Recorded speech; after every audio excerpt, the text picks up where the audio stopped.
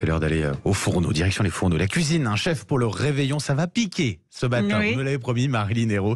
Et justement, pour cela, on retrouve Enrique Casarubias, chef de l'Oxté à Paris. Bonjour. Bonjour. Bonjour chef, alors vous vouliez nous parler de quel produit ce matin qui chauffe, chauffe Écoutez, un produit qu'on adore beaucoup au Mexique, c'est les piments. Ah voilà, le piment. Alors de quel type de piment vous voulez nous parler, que vous utilisez en tout cas?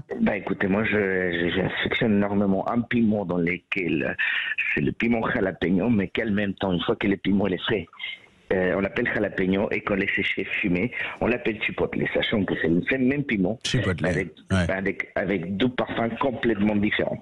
À savoir qu'au Mexique, on a pour l'habitude d'utiliser énormément de piments, mais attention, les piments pour nous c'est l'exorceur de goût, c'est pas l'élément principal.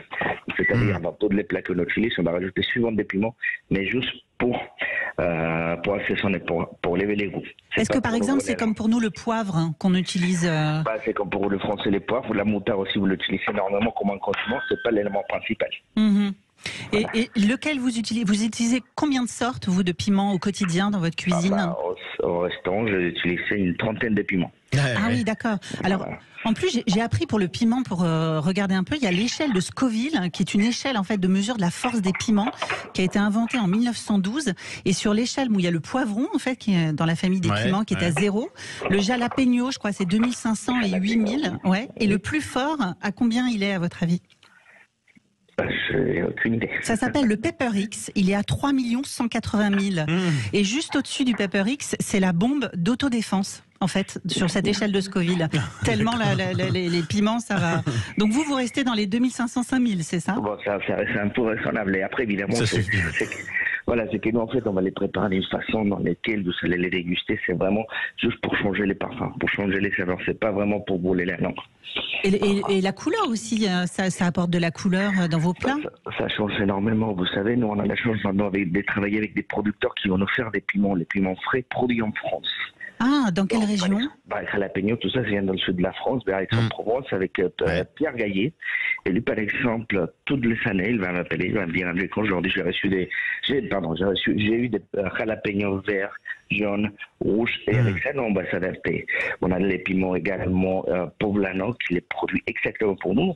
Donc, on a la chance de que notre producteur de légumes, maintenant, ils sont prêts à jouer le jeu et faire des légumes mexicains produits en France, parce que c'est quelque chose de très important pour moi. Et est-ce que pour le piment, il y a des saisons ou c'est toute l'année finalement?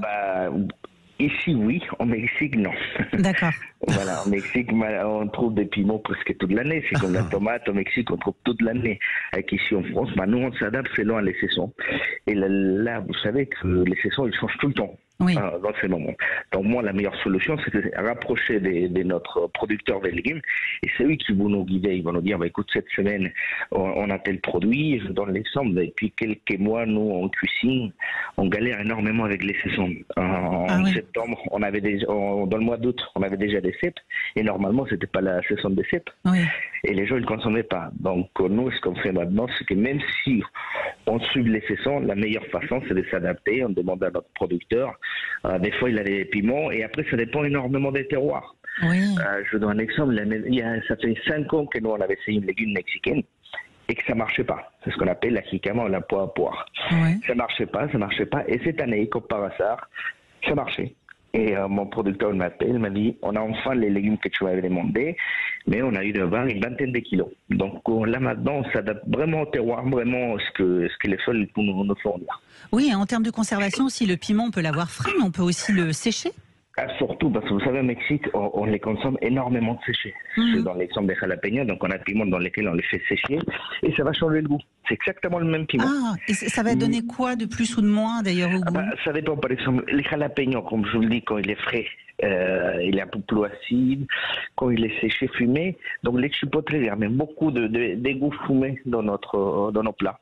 Et ça change beaucoup. Après, il y a des piments dans lesquels, une fois qu'on va le sécher, on va ramener des côtés chocolatés. On ramène beaucoup l'amertume. Et à savoir que dans les piments, surtout dans la cuisine mexicaine, on utilise tout. On utilise déjà les pépins également. Oui. Parce qu'avec les pépins, souvent, on va faire des infusions, on fait des huiles. Ah. Voilà. Et après aussi, on a beaucoup de plats au Mexique dans lesquels on va les brûler. Ces piments-là brûlés, ça va changer énormément les goûts aussi des produits. Ça ramène l'amertume. Oui, oui, comme les poivrons d'ailleurs aussi, on peut les faire griller et puis ça donne vraiment un autre goût, quoi. Et quel est votre souvenir d'un plat mexicain de votre enfance, notamment pour les fêtes, hein? Est-ce que vous en avez un? Ah bah oui, chez moi il y a quelque chose. Bah, c'est pas un plat, vous savez, c'est ma mère souvent elle faisait l'épaule des cochons confits et il faisait une sauce, il faisait une mayonnaise. Il rajoutait un petit peu de piment adobado, le chipotle adobado, accompagné des haricots rouges. Mais pour moi, c'est vraiment plutôt la sauce qui accompagnait les plats. Ah oui, qui me marque énormément. C'est simplement une mayonnaise avec un chipotle, donc une mayonnaise classique française avec la moutarde. Et nous, on rajoutait juste un petit peu de chipotle. Et elle vous a donné la recette, votre mère? Bah, je ne connais pas par cœur. Forcément. Enrique Casarobias, un grand merci d'avoir été avec nous. Je rappelle votre site, c'est restaurant-oxt.com et vous êtes rue Troyon à Paris. Exactement. À l'Oxté, effectivement. Merci infiniment. Beaucoup et bonne fête à vous.